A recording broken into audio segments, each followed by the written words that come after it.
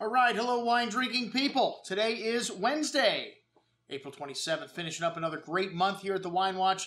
We just got one tasting left, folks. The Mondavi Reserve Vertical sold out this Friday night, and then just one event, I think, on the catch. Two events next week on the schedule, rather. We've got a Italian wine tasting featuring the wines of Tuscany and from Sant'Elena Winery in Italy. That'll be at Cafe Max on Wednesday night. And then Friday night, we've got our cult tasting here at the store. And that is sold out also. So we got one event you can come to next week. Anyways, we've got some wine to sell still here at the Wine Watch. Yes, that's right, folks. One of my favorite topics in the world, Burgundy. And what a lot of people don't realize is even though Bordeaux probably a little bit more widely recognized in the scheme of things in the world, Burgundy, the history goes back farther than any other wine producing region in terms of producing noteworthy wines. I'm not saying that they produce wines longer in Burgundy than anywhere else because, you know, that Mesopotamia, that Middle East area there where civilization began is where wine also began 7,000 some odd years ago. Now they're saying they found evidence of wine being produced, but great wines being produced in a region consistently 1,500 years in Burgundy, folks.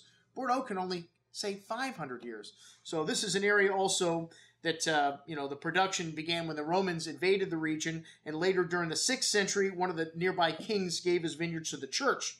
So one of the greatest attributes of the Catholic Church is that they did promote drinking wine.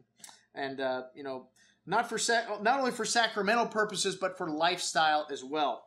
And at the time of the French Revolution, most of the best Burgundy wines were produced by the monasteries. Well, one of the consequences of the revolution in Burgundy was the confiscation of all the vineyards from the church and given to the Republic, and then their fragmentation, this Napoleonic code that fragmented, everything that was inherited in France, where they had to, pass it equally among the surviving male members of the family. So this is what happens, and this is why there's so many different names that's similar names, names that sound similar but are actually different.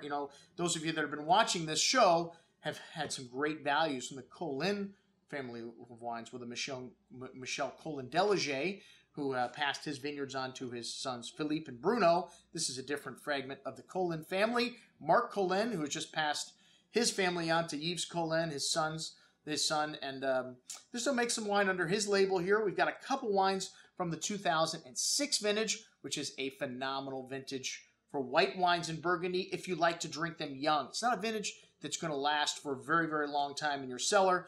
But, if you like drinking wines today, if you want to set them aside for, 10, 15, 20 years, with whites, usually you don't keep them that long. But 05 is a serious vintage one you could hold on to for up to 10 more years, some of the whites, or longer.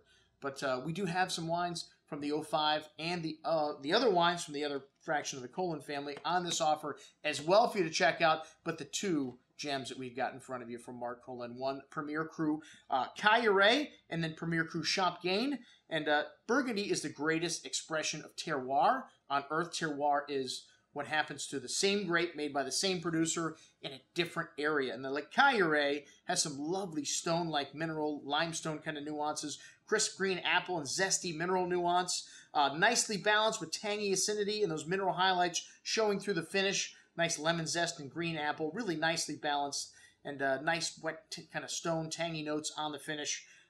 Still has got, a little bit of time to evolve to me. And then the Marc Colin Chassagne Montrachet Champagne, a bit more forward, kind of candied lemon fruit on the nose with some buttered toast and vanilla bean creme brulee, kind of flinty nuance there as well. A little richer and more fruit-driven, but with nice minerality, a little bit fatter on the tongue, a little bit rounder, and a little bit nicer today, if you like that style of wines. But, the Cailloux, I think, equally as good. I gave both of these wines the same rating, folks.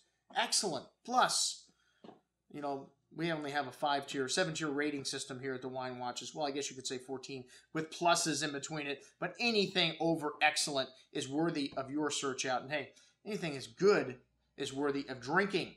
So, we don't have that 100-point scale where they only use 20 points, 80 to 100 in it, which, most wines that are below average, we don't even see in the store in terms of our vendors bringing them in. But you, as our customers, will not see them because we taste almost everything that comes into the Wine Watch. All right, folks, well, that's what I have to offer you today. Two great Burgundies from Marc Colin. Check it out on today's offer along with some other wines from the other fraction of the Colin family. I'm your host, Andrew Lampasoni, signing off for the Wine Watch, saying remember, always drink the good stuff first.